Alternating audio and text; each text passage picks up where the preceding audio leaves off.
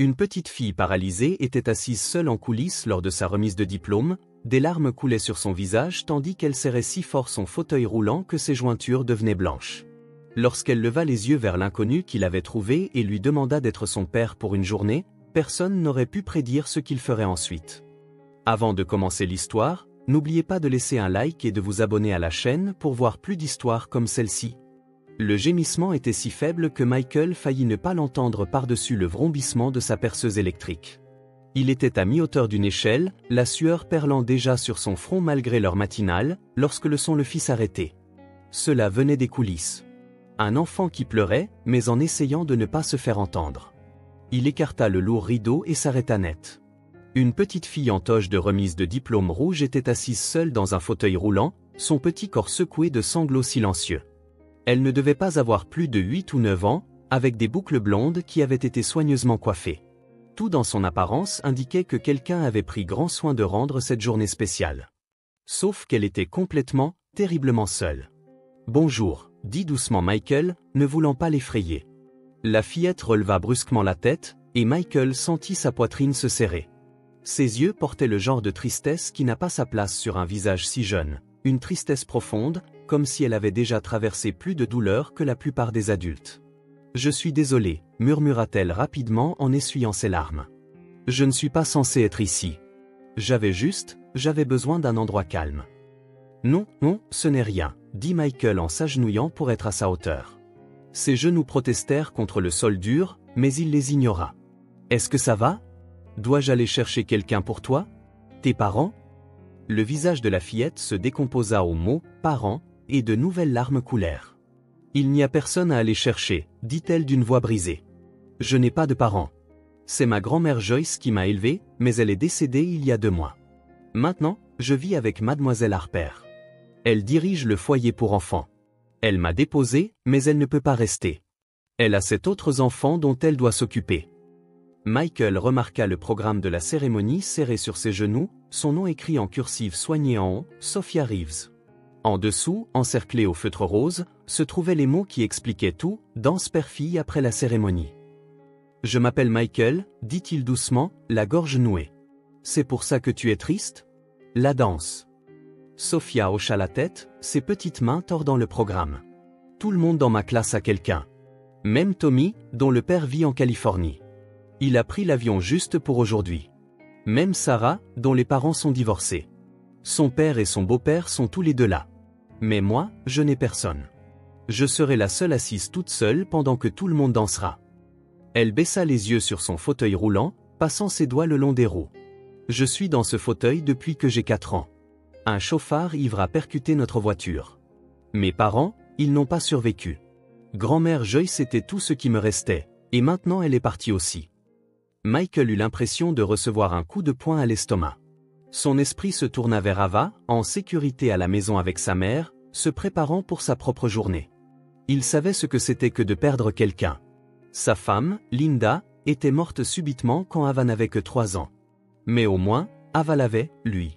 Cet enfant n'avait personne. « Sophia, s'il vous plaît. » Le mot jaillit d'elle, désespérée et brute. Elle attrapa sa main avec les siennes, sa poigne étonnamment forte. « S'il vous plaît, pourriez-vous être mon père, juste pour aujourd'hui ?» Michael se figea. L'auditorium devint soudainement trop silencieux, comme si le monde entier s'était arrêté pour écouter ce moment. « Je sais que vous ne me connaissez pas, » reprit Sophia précipitamment, les larmes coulant maintenant librement. « Je sais que c'est fou, mais ça fait des semaines que je prie pour que quelqu'un, d'une manière ou d'une autre, soit là pour moi. Vous avez l'air gentil. Vous avez des yeux doux comme ceux que mon père avait sur les photos. S'il vous plaît, je resterai toute seule pendant la cérémonie, mais juste pour la danse, pourriez-vous faire semblant ? Je ne veux pas être la seule à n'avoir personne. » Sa voix tomba à un murmure. « Je suis si fatiguée d'être la fille que tout le monde prend en pitié. Juste une fois, je veux être comme tout le monde. S'il vous plaît, monsieur, je vous en supplie. » La vision de Michael se brouilla. Il ne s'agissait pas seulement d'une danse. Il s'agissait d'une enfant qui avait tout perdu et qui faisait face à un autre rappel de sa solitude. Il songea à s'en aller, à expliquer qu'il était juste là pour réparer des lumières, qu'il y avait sûrement quelqu'un d'autre qui pourrait l'aider. Mais en regardant dans ses yeux bruns désespérés, il sut qu'il ne pouvait pas. « Sophia, Tu n'as pas à supplier. Ce serait un honneur pour moi d'être à tes côtés aujourd'hui. » Ses yeux s'écarquillèrent comme si elle ne pouvait pas tout à fait comprendre ce qu'elle venait d'entendre. « Vraiment? Vraiment? Et pas seulement pour la danse. Pour tout. La cérémonie, les photos, tout ce dont tu as besoin. » Mais pourquoi? Vous ne me connaissez même pas. » Michael réfléchit à la façon de l'expliquer. Comment, parfois, la vie vous place exactement là où vous devez être. Comment il avait été en colère de devoir travailler un samedi, remplaçant Rick qui s'était déclaré malade avec un autre de ses maux d'estomac suspects. Comment il avait failli envoyer son apprenti à sa place. Parfois, dit-il, les gens entrent dans nos vies exactement au moment où ils sont censés le faire. Peut-être que j'étais censé être ici aujourd'hui pour réparer ces lumières, juste pour pouvoir te rencontrer. Sophia le fixa un long moment, puis fondit en de nouvelles larmes, mais celle-ci était différente. Elle se pencha en avant dans son fauteuil, enroulant ses bras autour de son cou. Michael la serra doucement, sentant tout son corps trembler de soulagement. « Merci » sanglota-t-elle contre son épaule. « Merci. Merci. Merci. » Et, tout va bien, dit Michael en lui tapotant maladroitement le dos. Il n'avait pas l'habitude de réconforter des enfants qui n'étaient pas Ava. « Parle-moi de toi. En quelle classe es-tu » Sophia se recula, s'essuyant le nez avec un mouchoir de sa poche. « En CE2. Je suis censé entrer en CM1 à l'école Jefferson l'année prochaine, mais mademoiselle Harper dit que nous pourrions devoir déménager dans un autre foyer, alors je ne sais pas où j'irai. Tu aimes l'école » Son visage s'illumina pour la première fois. « J'adore ça, surtout les sciences. Nous avons fait un module sur le corps humain et j'ai pu enseigner à la classe les lésions de la colonne vertébrale parce que, eh bien, elle fit un geste vers son fauteuil. Expérience personnelle. » Michael se surprit à sourire. « C'est assez courageux de ta part. Grand-mère Joyce disait toujours que je devais utiliser ce qui m'est arrivé pour aider les autres. Elle disait que c'est comme ça qu'on transforme quelque chose de mal en quelque chose de bien. Grand-mère Joyce devait être là aujourd'hui. Elle avait acheté une nouvelle robe et tout. Elle est toujours suspendue dans ce qui était notre appartement. » L'heure suivante passa plus vite que Michael ne l'avait prévu. Il finit de réparer les lumières restantes pendant que Sophia lui racontait sa vie. Elle était remarquablement intelligente, avec un esprit qui lui rappelait Ava. Elle lui parla de sa meilleure amie Amber qui déménageait à Seattle après la remise des diplômes, et de son désir de devenir médecin un jour, plus précisément neurologue pédiatrique. « Mademoiselle Harper dit que je dois être réaliste quant à mes limites, » dit Sophia en fronçant les sourcils. Elle dit que l'université coûte cher. Et que je devrais peut-être penser à quelque chose de plus simple. Ta grand-mère avait raison. Pas mademoiselle Harper, dit fermement Michael en testant le dernier projecteur. Ne laisse personne te dire ce que tu ne peux pas faire. C'est ce que grand-mère Joyce disait. Elle économisait pour mes études. Elle avait ce bocal dans la cuisine avec l'étiquette « Le fond des rêves de Sophia ». Je ne sais pas ce qu'il est devenu après sa mort. Les familles commençaient à arriver, l'auditorium se remplissant de bavardages excités. Michael voyait des parents avec des appareils photos, des grands-parents avec des fleurs, des frères et sœurs à l'air ennuyés mais bien habillés. Le contraste avec la solitude de Sophia était saisissant. « Je devrais aller à ma place », dit Sophia, sa voix redevenant fluette. « Les élèves doivent s'aligner dans le couloir. » « Et, dit Michael en s'agenouillant de nouveau. « Souviens-toi, je serai juste là. Quand tu monteras sur cette scène, cherche-moi, d'accord ? Je serai le type en vêtements de travail qui te fait un pouce levé. » Elle sourit, un vrai sourire qui transforma tout son visage. « Tu promets de ne pas partir ? » ?»« Je promets. » Alors que Sophia s'éloignait dans son fauteuil, Michael sortit son téléphone et appela sa mère. « Maman, c'est moi. J'ai besoin que tu fasses quelque chose. J'ai besoin que tu amènes Ava à l'école primaire Franklin. Oui, je sais que je suis censé la récupérer à midi, mais c'est important. Maman, s'il te plaît, fais-moi confiance. Je t'expliquerai tout quand tu seras là. » Il raccrocha et trouva une place le long du mur latéral où Sophia pourrait le voir. L'auditorium était presque plein maintenant, probablement 300 personnes. Il regarda les élèves de CE2 entrer en file, 25 enfants en toge et chapeau rouge assortis. Sophia était au milieu de la rangée, la seule en fauteuil roulant. Elle scrutait la foule anxieusement, et quand ses yeux trouvèrent les siens, tout son corps se détendit. Il lui fit le pouce levé promis et elle rayonna. La cérémonie commença par un discours du directeur, M. Anderson, sur la croissance et les nouveaux départs. Michael l'entendit à peine. Il regardait Sophia, voyant comment elle jetait des coups d'œil dans sa direction, comme pour vérifier qu'il était toujours là. D'autres enfants faisaient des signes à leur famille, faisaient des grimaces, se comportaient comme des enfants. Sophia restait parfaitement immobile, les mains jointes sur ses genoux. « Et maintenant, » annonça M. Anderson, « nous allons remettre les certificats. Quand j'appellerai votre nom, veuillez vous avancer avec votre parent ou tuteur. » Le cœur de Michael se mit à battre la chamade. Il avait dit qu'il serait à ses côtés, mais monté là-haut devant tous ces gens, il baissa les yeux sur ses vêtements de travail. Un jean poussiéreux, un t-shirt avec « Walker Electrical », dessus, des chaussures de sécurité. Les pères des autres enfants étaient en costume, ou au moins en pantalon de toile. Rebecca Adams, appela M. Anderson. Une petite fille s'avança en sautillant, son père rayonnant à ses côtés. Timothy Brennan, un garçon aux cheveux roux, tapa dans la main de son père alors qu'ils montaient ensemble. L'alphabet défilait. La bouche de Michael s'assécha à l'approche des R. Sophia Reeves, appela M. Anderson, puis il marqua une pause, regardant sa liste avec confusion. Sophia commença à avancer seule dans son fauteuil. Michael ne réfléchit pas. Il bougea simplement. Sophia sera accompagnée de Michael Walker, dit-il clairement en s'écartant du mur. Un murmure parcourut la foule. Michael entendit des chuchotements. « Qui est-ce ? C'est son père ? Je ne l'ai jamais vu avant. » Mais Michael garda les yeux sur Sophia. L'expression sur son visage, un mélange de joie pure et d'incrédulité, valait tous les regards perplexes. Il marcha à côté de son fauteuil roulant, sa main posée doucement sur la poignée, non pas pour pousser, mais juste pour être là. Monsieur Anderson se reprit rapidement, tendant à Sophia son certificat. « Félicitations, Sophia. Récipiendaire du prix d'excellence académique de CE2. » « Excellence académique ?» murmura Michael alors qu'il se tournait vers le public pour la photo. « Tu n'en avais pas parlé » chuchota Sophia en retour, souriant.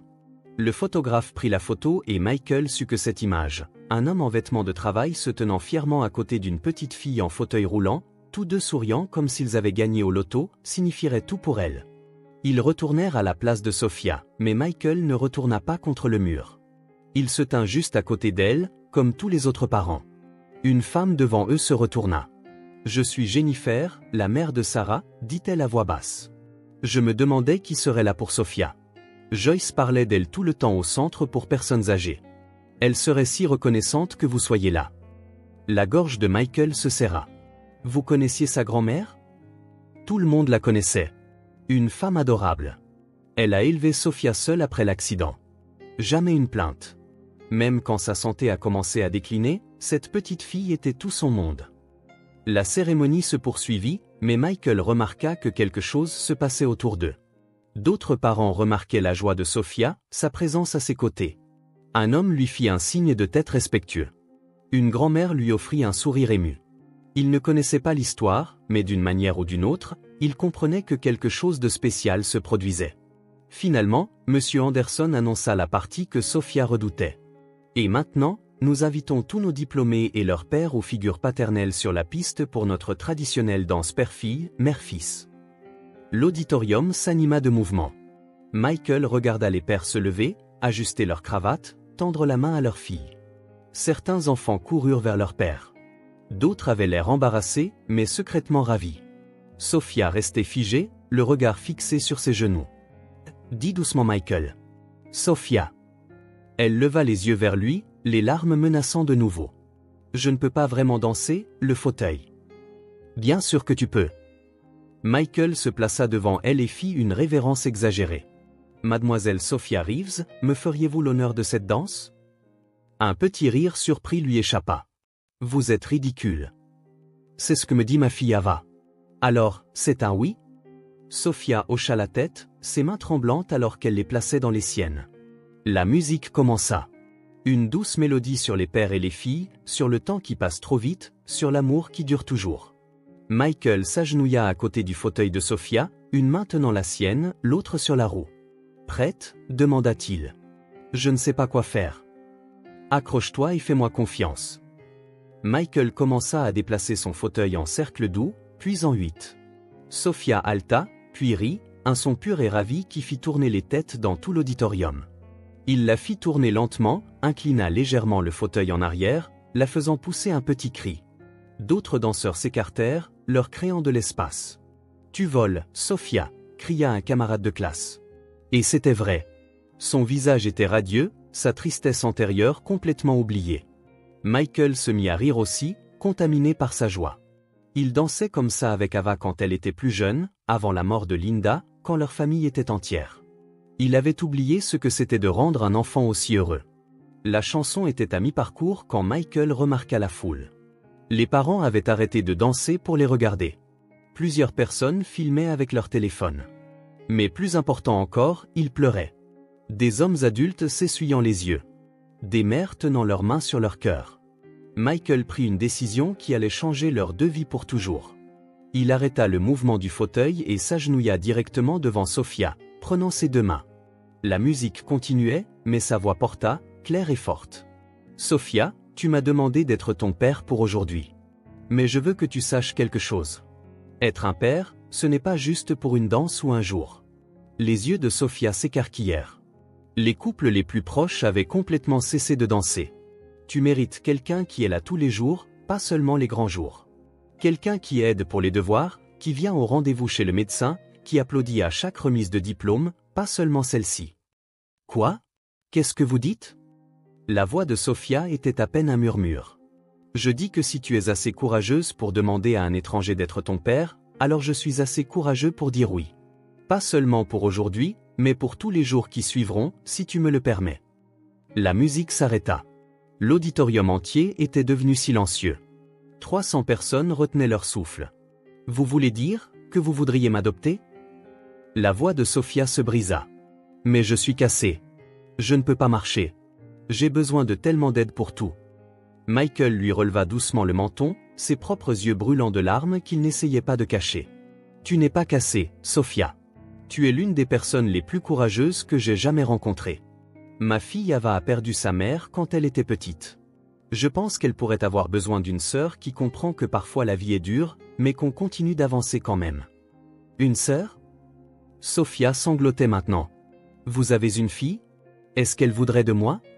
Pourquoi ne pas lui demander toi-même? Michael se tourna. Sa mère se tenait au bord de la piste de danse avec Ava, qui devait être arrivée pendant la danse. Sa mère pleurait ouvertement, une main sur la bouche. Mais Ava, 10 ans et d'une sagesse surprenante pour son âge, marchait déjà vers eux. « Salut », dit simplement Ava en regardant Sophia. « Je m'appelle Ava. Mon père vient d'envoyer un texto à ma grand-mère pour lui dire qu'il a trouvé ma sœur. »« C'est toi ?» Sophia regarda de l'un à l'autre, submergée. « Je ne sais pas.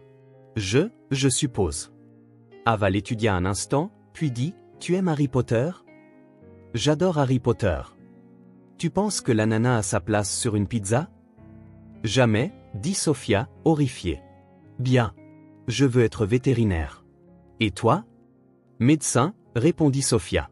C'est cool. On pourra étudier ensemble, sourit Ava. La foule n'essayait plus de cacher ses réactions. Les gens pleuraient ouvertement, filmaient, appelaient d'autres personnes pour assister à ce qui se passait. Michael se leva, s'adressant non plus seulement à Sophia, mais à tout le monde. Il y a 6 heures, je suis venu ici pour réparer des lumières. J'étais agacé de travailler un samedi, de manquer du temps avec ma fille. Mais parfois, la vie vous place exactement là où vous devez être. Il se tourna vers Monsieur Anderson, qui se tenait figé sur la scène, des mouchoirs à la main. Monsieur, est-il possible de contacter Mademoiselle Harper du foyer pour enfants? J'aimerais commencer le processus pour rendre cet arrangement permanent dès aujourd'hui. L'auditorium explosa. Ce n'étaient pas des applaudissements polis. C'étaient des acclamations, des sanglots, des inconnus s'étreignant. Quelqu'un se mit à scander « Sophia, Sophia » et toute la salle se joignit à lui. Des parents qui ne la connaissaient même pas prenaient des photos, voulant se souvenir du moment où ils avaient été témoins de l'amour pur triomphant de la perte. Si vous regardez ceci et que vous êtes ému, vous n'êtes pas seul. Partagez cette histoire avec quelqu'un qui a besoin qu'on lui rappelle que les familles se forment de la manière la plus inattendue. Mademoiselle Harper arriva en moins de 30 minutes, l'air affairé et confus. C'était une femme d'une 50aine d'années, à l'air fatigué, clairement dépassée par ses responsabilités. « Monsieur Walker », dit-elle en se frayant un chemin à travers la foule qui s'était rassemblée autour d'eux. « Je ne comprends pas. L'école a dit qu'il y avait un problème urgent avec Sophia. »« C'est le cas, » dit Michael. « Je veux l'adopter. » Mademoiselle Harper cligna des yeux. « Pardon, Quoi? Monsieur, on ne peut pas simplement décider d'adopter un enfant. Il y a des procédures, des enquêtes sociales, des vérifications d'antécédents. Alors commençons-les, dit fermement Michael. Aujourd'hui, maintenant. Tout ce dont vous avez besoin de ma part? Monsieur Walker, c'est très inhabituel. Vous ne savez rien de ses besoins médicaux, de ses besoins en thérapie. Elle a besoin de kinésithérapie 2 fois par semaine, d'ergothérapie 1 fois par semaine. Elle prend des médicaments pour les douleurs neuropathiques. Elle a besoin d'aide pour les transferts et le bain. Elle ne peut pas monter les escaliers, a besoin de rampe, et son fauteuil roulant nécessite un entretien régulier. Mademoiselle Harper le dévisagea. Comment savez-vous tout ça? Parce que je lui ai demandé. Parce que c'est ce qu'on fait quand on tient à quelqu'un. On apprend ce dont il a besoin. Mais vous êtes un père célibataire, protesta Mademoiselle Harper.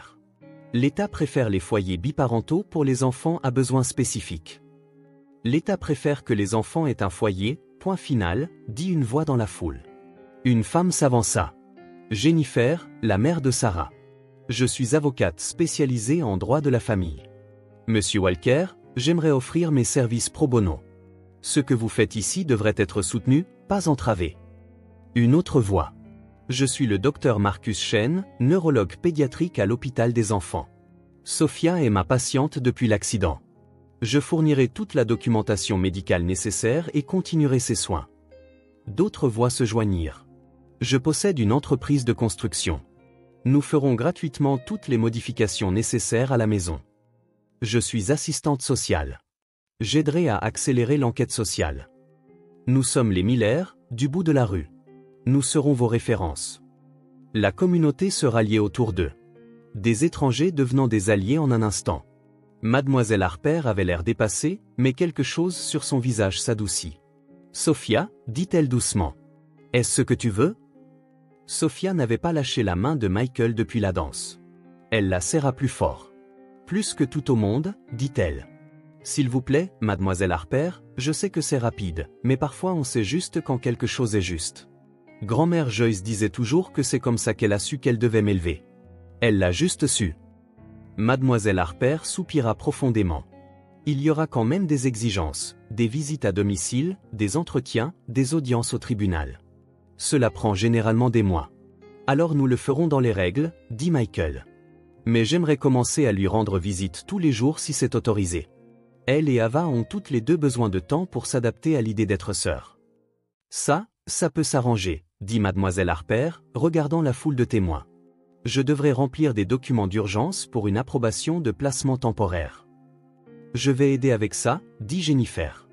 Nous pouvons demander une procédure accélérée en fonction des souhaits exprimés par l'enfant et du soutien de la communauté. En 1 heure, la moitié de l'auditorium avait signé une pétition soutenant l'adoption.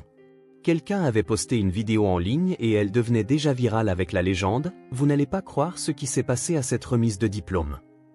Des camionnettes de chaînes d'information arrivaient à l'extérieur, mais Michael ignora tout cela. Il s'assit avec Sophia et Ava sur la scène, tous les trois parlant tranquillement tandis que le chaos tourbillonnait autour d'eux. « Tu as peur ?» demanda Sophia à Ava. « Un peu, admis-elle. Je n'ai jamais été une sœur avant. »« Et toi, tu as peur ?» Terrifiée, dit Sophia. « Et si je ne suis pas une bonne sœur? Et si ton père change d'avis? » Il ne le fera pas, dit Ava avec assurance. Quand ma mère est morte, tout le monde disait qu'il devrait sortir avec quelqu'un, me trouver une nouvelle maman. Mais il disait que notre famille était déjà complète, juste différente d'avant. Maintenant, je pense qu'il avait tort. Nous n'étions pas complets. Nous t'attendions. Le processus d'adoption prit 4 mois, mais cela sembla à la fois une éternité et un instant. Michael et Ava rendirent visite à Sophia tous les jours au foyer. Ils dînaient ensemble dans la salle à manger commune, l'aidaient avec ses devoirs à la table en bois usé, jouaient à des jeux de société dans le salon exigu. Les autres enfants du foyer regardaient avec un mélange de joie et de jalousie la nouvelle famille de Sophia se former sous leurs yeux. « Tu as de la chance », lui dit un garçon nommé Thomas un soir. « Personne ne choisit jamais les enfants cassés. » « Je ne suis pas cassé, » dit Sophia fermement, les mots venant plus facilement maintenant, « et toi non plus. Parfois, il faut juste plus de temps pour que la bonne famille nous trouve. » Michael entendit cela depuis le couloir et dut prendre un moment pour se ressaisir avant d'entrer. L'enquête sociale se déroula sans accroc. La maison de Michael était déjà partiellement accessible depuis que la mère de Linda avait vécu avec eux pendant ces dernières années. Les dons de la communauté payèrent les modifications supplémentaires, une rampe menant à la porte d'entrée, des barres d'appui dans la salle de bain, un lit spécial sur lequel Sophia pouvait se transférer de manière autonome. Ava se chargea de décorer la chambre de Sophia, la consultant surtout par le biais de photos et de vidéos. Mur violet ou bleu, demandait Ava lors des visites. Bureau violet près de la fenêtre ou près de la porte. Fenêtre. Pour que je puisse voir le jardin. Tu veux le poster de Harry Potter ou le tableau périodique? Les deux, dit Sophia. Je peux avoir les deux? Tu peux tout avoir, dit Ava. L'audience au tribunal eut lieu un mardi d'octobre. La juge, une femme à l'air sévère nommée Honor Keyes, examina le dossier pendant ce qui sembla des heures tandis que Michael, Ava et Sophia étaient assis à la table du demandeur. C'est très inhabituel, dit la juge Keyes. Monsieur Walker, vous avez rencontré cet enfant il y a 4 mois. Oui, votre honneur. Vous n'aviez aucun lien antérieur avec elle ou sa famille. C'est exact. Vous êtes un parent célibataire avec un emploi à temps plein. Je le suis. Dites-moi, monsieur Walker, pourquoi devrais-je approuver cette adoption? Michael se leva. Votre honneur, il y a 4 mois, j'étais juste un type qui réparait des lumières. Sophia était juste une petite fille effrayée qui avait besoin que quelqu'un soit là pour elle. Mais à ce moment-là, nous avons tous les deux trouvé quelque chose que nous ne savions pas que nous cherchions. Il continua. Je pourrais vous parler de la logistique, comment j'ai réorganisé mon horaire de travail, comment ma mère aide avec les soins, comment Ava et Sophia se sont liées. Mais ce qui compte, c'est ceci. Sophia a passé 4 ans à croire qu'elle était seule au monde. Elle a passé 4 ans à s'entendre dire de limiter ses rêves, d'être réaliste quant à ses limites. En 4 mois avec nous, elle a rejoint le club de sciences, a commencé la natation thérapeutique et a écrit une dissertation sur le fait de devenir médecin qui a remporté un concours de district. Elle ne fait plus que survivre. Elle s'épanouit. Et ma fille Ava, qui a perdu sa mère il y a des années, a enfin quelqu'un qui comprend que la perte ne consiste pas à tourner la page. Il s'agit d'avancer tout en portant les gens que nous aimons dans nos cœurs. Sophia, dit la juge Keyes, voulez-vous dire quelque chose?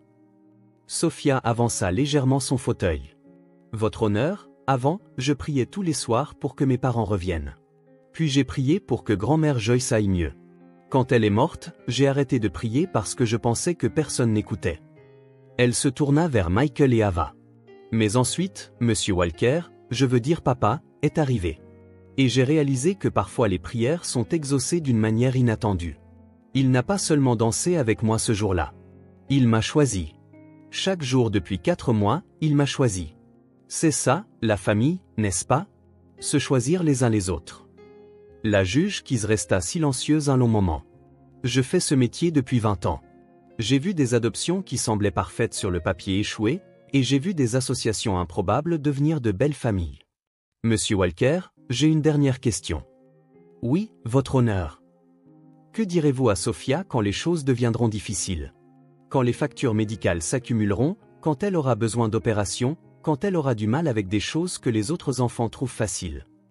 Michael n'hésita pas. Je lui dirai la même chose que je dis à Ava. Qu'être une famille signifie que nous affrontons les choses difficiles ensemble. Que l'amour, ce n'est pas que tout soit facile. C'est de ne pas lâcher prise quand les choses deviennent difficiles. La juge qui signa les papiers. Adoption accordée. Sophia Reeves est maintenant légalement Sophia Reeves Walker. Félicitations à votre famille. La salle d'audience éclata en acclamations. La même communauté qui avait été témoin de leur début à la remise des diplômes était venue assister à ce moment également. Le docteur Chen était là, Jennifer, l'avocate. Plusieurs familles de l'école primaire Franklin, même mademoiselle Harper, qui pleurait plus fort que n'importe qui. Mais le moment le plus doux fut quand Ava sortit quelque chose de son sac à dos, une pancarte faite à la main qui disait « Enfin, ma sœur est officielle ».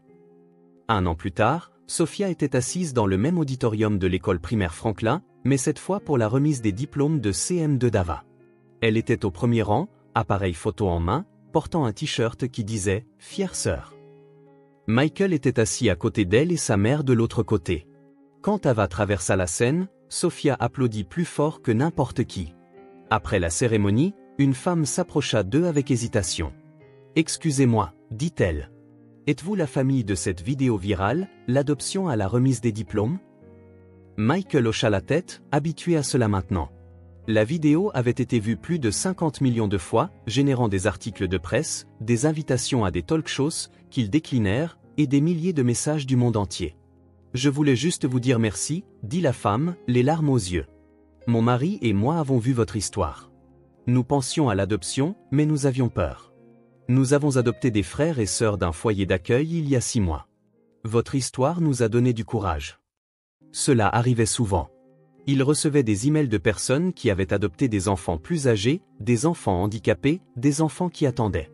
Leur histoire avait lancé une sorte de mouvement. #ChooseFamily, choisir sa famille, était devenu un hashtag populaire pour les familles adoptives partageant leur parcours. Sophia avait lancé un blog sur ses expériences, ce qui avait mené à des conférences dans des écoles. Elle racontait au public l'histoire de l'homme d'entretien qui était devenu son père parce qu'il comprenait que parfois les familles ne sont pas formées par la naissance, mais par des choix courageux faits dans des moments inattendus. Les gens me demandent toujours si j'aurais aimé que ça se passe différemment. Si j'aurais aimé être adopté bébé, ou que mes parents biologiques aient survécu. Mais alors je n'aurais pas connu grand-mère Joyce. Je n'aurais pas rencontré papa et Ava exactement au moment où j'en avais besoin. Notre histoire n'est pas traditionnelle, mais c'est la nôtre.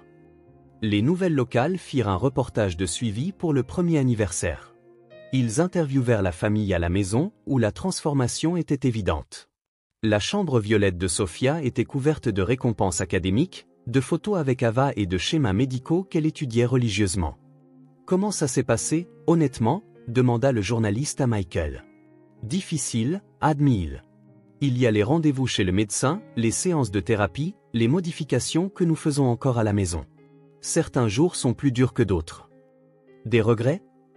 Michael regarda ses filles, Ava et Sophia, travaillant ensemble sur un projet de science à la table de la cuisine, riant de quelque chose sur la tablette de Sophia. « Mon seul regret est d'avoir failli ne pas prendre cette heure supplémentaire. J'ai failli manquer la rencontre avec ma fille. 5 ans ont passé depuis ce matin de juin. Sophia a maintenant 13 ans, en 4e, en tête de sa classe. Elle a été acceptée dans un prestigieux programme de lycée STEM. Sa dissertation sur la manière de surmonter l'adversité et de poursuivre une carrière en médecine malgré les limitations physiques a remporté un concours national. Elle utilise toujours un fauteuil roulant, fait face à des défis quotidiens, mais elle les affronte avec Michael et Ava à ses côtés. Ava, maintenant âgée de 15 ans, est la plus féroce protectrice de Sophia et sa plus grande fan. Elle partage une salle de bain, se dispute des vêtements empruntés que Sophia ne peut même pas porter mais insiste pour garder dans son placard, et veille trop tard en parlant de rêves et de peur. Ils ont maintenant une tradition. Chaque mois de juin, à l'anniversaire du jour où ils se sont rencontrés, ils retournent à l'école primaire Franklin.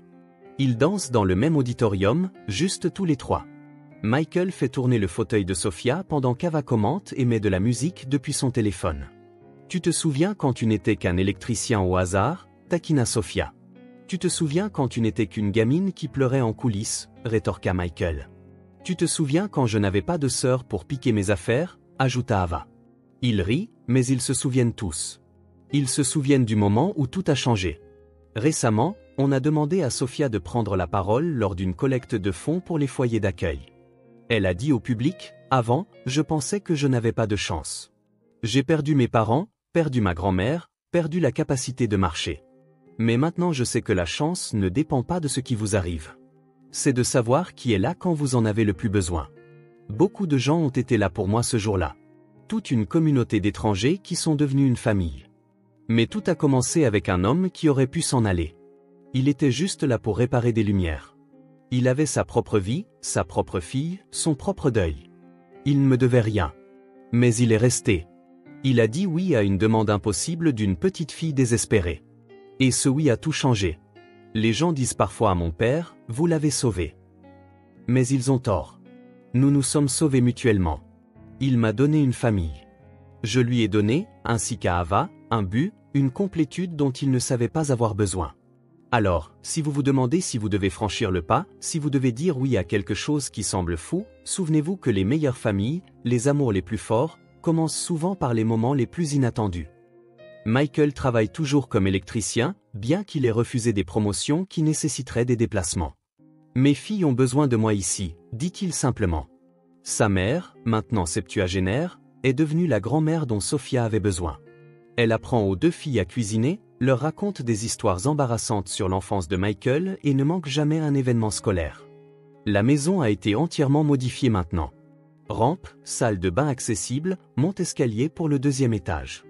Les murs sont couverts de photos. Le jour officiel de l'adoption, les premières rentrées scolaires, des vacances en famille où ils apprennent à naviguer dans les aéroports et les hôtels avec un fauteuil roulant. La première fois que Sophia utilise un vélo adapté. Les championnats de volleyball d'Ava avec Sophia l'encourageant depuis la ligne de touche. Il y a une photo que Michael chérit plus que tout. Elle date de ce premier jour de remise des diplômes, prise par quelqu'un dans la foule. Il fait tourner Sophia dans son fauteuil pendant la danse. Tous deux rient. Ava est visible en arrière-plan, marchant vers eux avec détermination. La légende, écrite de la main soignée de Sophia, dit « Le moment où nous sommes devenus une famille ». Parfois, Michael se réveille tôt et va voir les deux filles. Ava affalée sur son lit, un pied pendant. La musique jouant toujours doucement depuis son téléphone.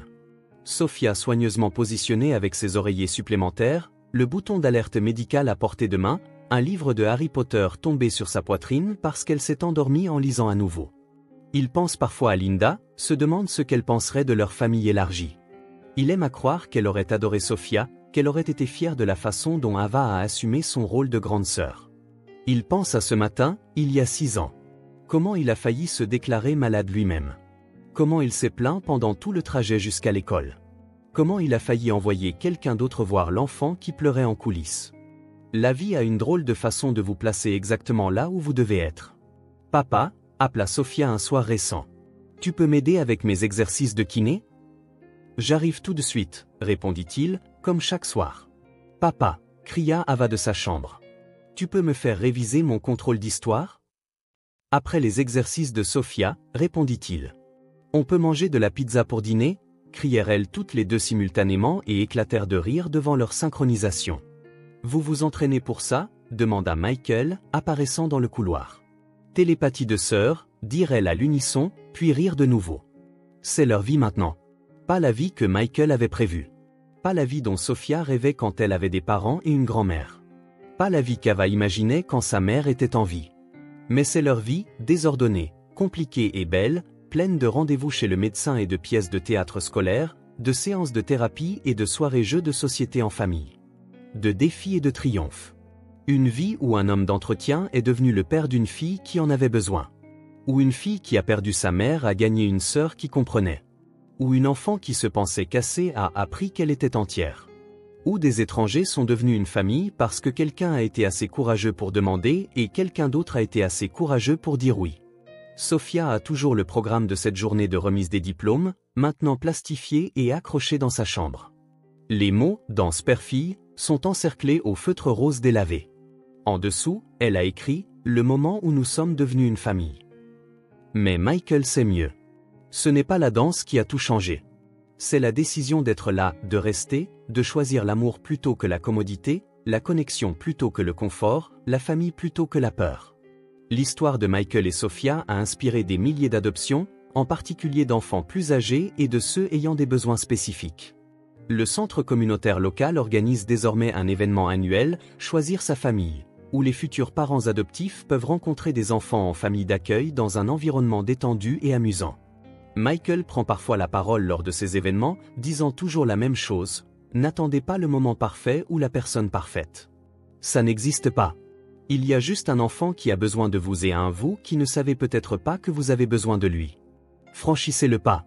Dites oui. Choisissez la famille. Sophia ajoute généralement, et souvenez-vous, vous ne sauvez personne. Vous vous joignez simplement à leur voyage. Ils vous sauveront en retour. Ava, maintenant confiante et éloquente, dit aux adolescents qui envisagent d'accueillir des frères et sœurs, c'est bizarre au début. Puis c'est agaçant. Puis soudain, vous ne pouvez plus imaginer la vie sans eux. C'est là que vous savez que vous êtes vraiment sœurs. La semaine dernière, Sophia a reçu une lettre. Elle venait d'une fille nommée Mia, 11 ans, en fauteuil roulant, vivant en famille d'accueil à 3 états de là. Chère Sophia, disait la lettre, j'ai vu ton histoire en ligne. Je suis en famille d'accueil depuis 2 ans. Tout le monde pense que je suis trop cassée pour être adoptée à cause de mon fauteuil, mais tu me donnes l'espoir que quelqu'un me choisira aussi. Peux-tu me dire comment être courageuse comme tu l'as été? Sophia a répondu immédiatement, chère Mia, tu es déjà courageuse. Chaque jour où tu te réveilles et continues d'avancer, tu es courageuse. Voici ce que j'ai appris, tu n'as pas à être parfaite. Tu n'as pas à être facile. Tu dois juste être toi-même. La bonne famille te verra. Te verra vraiment. Pas ton fauteuil, pas tes défis, mais toi. Et quand ils le feront, ils ne verront pas quelqu'un de cassé qui a besoin d'être réparé. Ils verront quelqu'un de fort qui mérite l'amour. Cela n'arrivera peut-être pas aussi vite que tu le souhaites, mais n'abandonne pas. Continue d'être courageuse. Continue d'être toi-même. Ta famille est quelque part, peut-être en train de réparer des lumières dans une école, sans savoir qu'elle est sur le point de rencontrer la fille dont elle ne savait pas avoir besoin. Avec amour et espoir, Sophia Reeves Walker. PS, si jamais tu as besoin de quelqu'un à qui parler, je suis là. Les sœurs sur roue se serrent les coudes. Michael la trouva en train d'adresser l'enveloppe, des larmes sur les joues. Ça va, ma chérie? Oui, papa. Je me souviens juste de ce que ça faisait d'être elle. De penser que personne ne voudrait jamais de moi. Et maintenant? Sophia sourit. Ce même sourire radieux de leur première danse. Maintenant, je sais.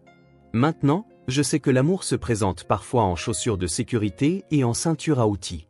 Que les familles se forment dans les auditoriums et les salles d'audience. Qu'être choisi est le sentiment le plus puissant au monde. Tu nous as choisis aussi, tu sais. Tu as été assez courageuse pour demander. La meilleure question que j'ai jamais posée. Le meilleur oui que j'ai jamais dit, répondit Michael. Ils restèrent assis ensemble dans un silence confortable, un père et une fille qui s'étaient trouvés au moment où ils en avaient le plus besoin. La preuve que parfois, les plus belles familles sont celles qui se forment de la manière la plus inattendue. Dehors, Ava jouait au basket dans l'allée, le son rythmé et réconfortant. La mère de Michael était dans la cuisine en train de préparer ses célèbres lasagnes. Le soleil se couchait sur Denver, peignant le ciel en violet, la couleur préférée de Sophia. C'était leur vie magnifiquement imparfaite, merveilleusement chaotique, parfaitement choisie. Et tout a commencé avec une petite fille paralysée qui a demandé à un père célibataire d'être son père lors d'une remise de diplôme. Ce qu'il a fait ensuite a tout changé. Mais plus important encore, ce qu'ils ont fait ensemble. Choisir la famille, choisir l'amour, se choisir les uns les autres chaque jour. C'est ce qui comptait vraiment. C'est ce qui compte toujours. Merci d'avoir regardé cette histoire. Si elle vous a touché, veuillez la partager avec quelqu'un qui a besoin qu'on lui rappelle que les miracles se produisent encore, que les familles se présentent sous toutes les formes, et que parfois les meilleures choses de la vie viennent du fait de dire oui aux moments inattendus. N'oubliez pas de vous abonner pour entendre d'autres histoires qui prouvent que l'amour trouve toujours un chemin. Et souvenez-vous, quelque part, un enfant comme Sophia attend que quelqu'un comme Michael se présente. Peut-être que ce quelqu'un, c'est vous. D'ici la prochaine fois, continuez de choisir l'amour, continuez de choisir la famille, et continuez de croire au pouvoir des connexions inattendues. Ici Everbelles Stories, pour vous rappeler que chaque fin n'est qu'un nouveau commencement déguisé.